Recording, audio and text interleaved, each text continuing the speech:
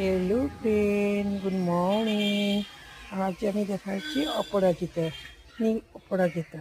এই যে দেখুন, অনেক ফুটে আছে।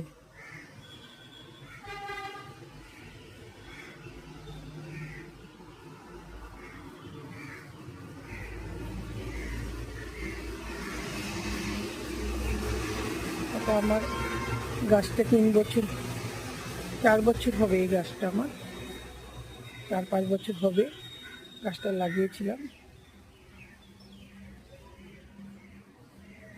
মাঝে মাঝে গাছটাকে পুরো কেটে ছাঁটাই করে দিই, ছেটে দিই, এতে খুব সুন্দর হয়ে যায়।